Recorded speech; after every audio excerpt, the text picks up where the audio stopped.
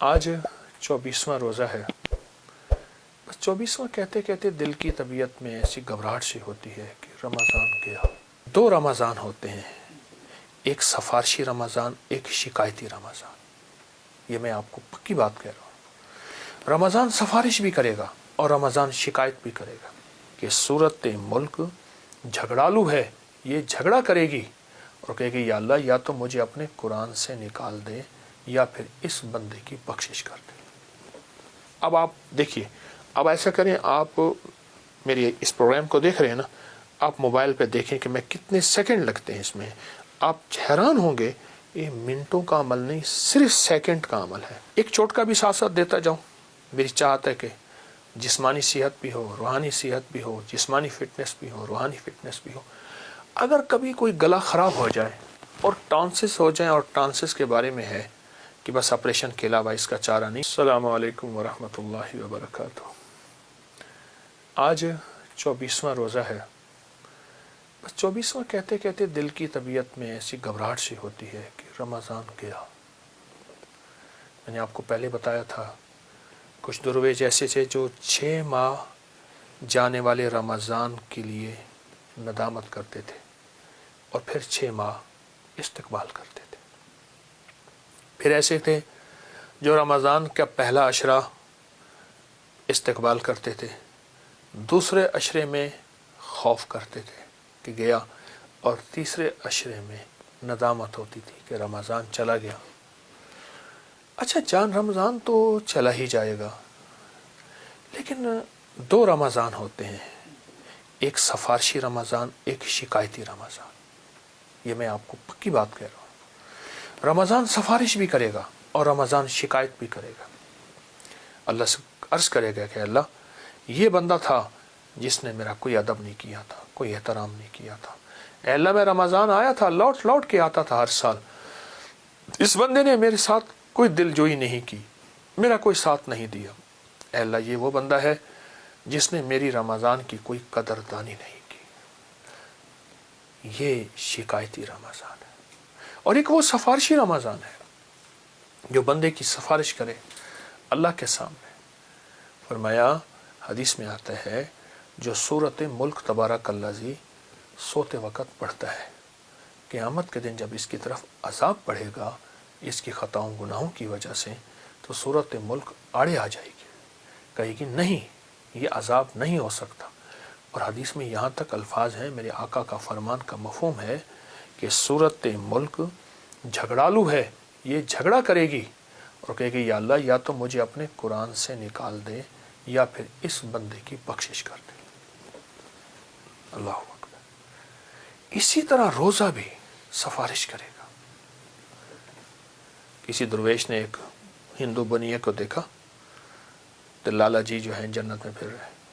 وہ لالا جی یہ کیا بات ہے، آپ جنت میں پھر رہے ہیں، آپ تو ہندو تھے. اور میں بس ایک بول اس کریم کو پسند آیا. میرا بیٹا میرا کھلے بندوں کھا رہا تھا. میں نے کہا بیٹا مسلمانوں کا رمضان ہے، ادب کر، ایک طرف ہو کے کھا لے. اللہ کو میری ادا پسند آئی. اللہ نے مرنے سے پہلے فرشتے کو بھیجا، پہلے اس کو کلمہ پڑھا، اور اس نے مجھے کلمہ پڑھایا اور میری موت ایمان پہ ہوئی. ساری عمر کفر پہ گزری، آخری وقت میں ایمان لے سینے میں سجا کے بندہ چلا گیا. تو رمضان کے ان لمحات میں، ان گھڑیوں میں، ان کیفیتوں میں 24واں روزہ کیسے ہم اللہ کو منائیں، کیسے اللہ کا تعلق ہمارے قریب ہے، اور کیسے اللہ کی ذات عالی کے ساتھ ہماری محبتیں بڑھ جائیں. تو میں ایک چیز آپ کو عرض کروں گا، اور اس کے میں نے بہت فائدے دیکھے.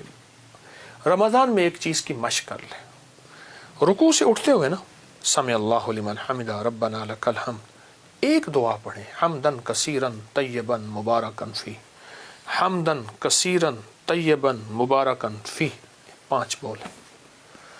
میں نے سال سے بتایا، چونکہ رمضان میں اہتمام بڑھ جاتا ہے نمازوں کا، نوافل کا. اس کو اپنے مشق میں، اپنے تجربے میں، اپنے بولوں میں شامل کر لیں. سمع اللہ کے بعد یہ دعا پڑھ لیں.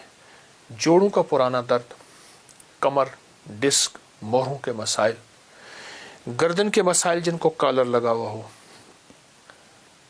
اور پٹھوں اور اعصاب کا کھینچاؤ، کتنے بے شمار لوگ مجھے ملے جب سے میں نے یہ بتانا شروع کیا۔ رکوع سے اٹھے نا آپ، جب اٹھیں سیدھے کھڑے ہوں تو سمع اللہ لمن حمدہ ربنا لک الحمد پڑھتے ہیں، اس کے بعد پڑھیں حمدن کثیرن طیبن مبارکن فی، بس ایک دفعہ پڑھ لیں۔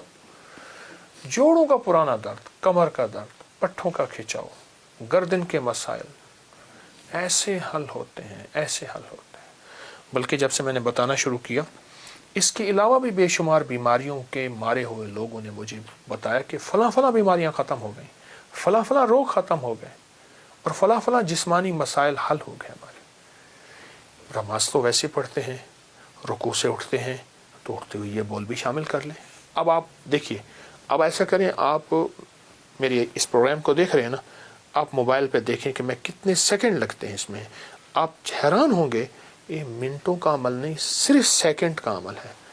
حمدن کثیرن طیبن مبارکن فی، چند سیکنڈ کا کام ہے، اور چند سیکنڈ میں رب راضی۔